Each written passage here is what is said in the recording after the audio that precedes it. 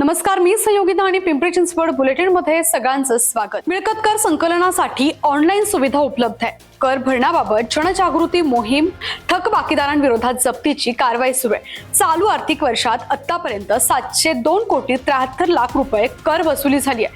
आर्थिक वर्ष संपायला अवघे 2.25 महिने बाकी आहेत। नागरिकांनी लवकरात लवकर कर भरावा, अन्यथा जप्तीची कारवाई केली जाईल असा इशारा महापालिका कर आकारणी कर संकलन विभागाचे उपायुक्त सचिन पवार यांनी दिलाय। पिंपरी चिंचवड महापालिकेच्या कर आकारणी आणि कर संकलन विभागानं 1 एप्रिल 2025 ते 2 फेब्रुवारी 2026 या कालावधीत 702,73,00,000 रुपयांचा मिळकत कर वसूल केलाय।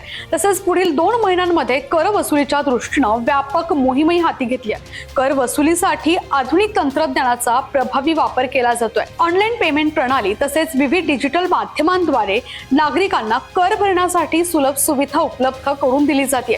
तसेच कर भरण्याबाबत SMS, नोटिसा आणि प्रत्यक्ष भेटीद्वारे नियमित पाठपुरावा केला जातोय।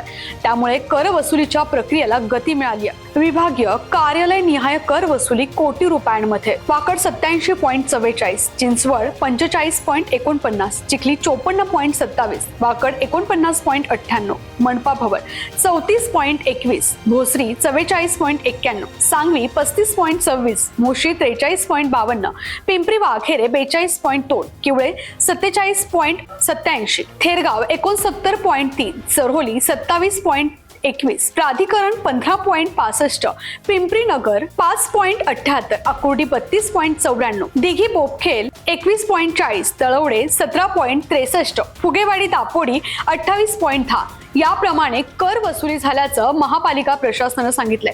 येत्या काळात ही वसुली मोहीम सुरू राहणार आहे। पालिकेच्या कर आकारणी आणि कर संकलन विभागानं कर वसुलीसाठी नियोजन केलं होतं। त्यामुळे चालू आर्थिक वर्षात कर संकलनात लक्षणीय वाढ झाली आहे। याला नागरिकांचाही मोठा प्रतिसाद लाभलाय। वेळेत कर भरण्यासाठी सवलतही जाहीर करण्यात आली आहे। या विकास कामांसाठी नागरिकांना दाखवलेल्या जबाबदारीची ही साक्ष आहे। उर्वरित मालमत्ता धारकांनाही वेळेत कर भरून शहराच्या विकासात आपलं योगदान करावं असं आवाहन पिंपरी चिंचवडच्या अतिरिक्त आयुक्त तृप्ती सांडभोर यांनी केलंय।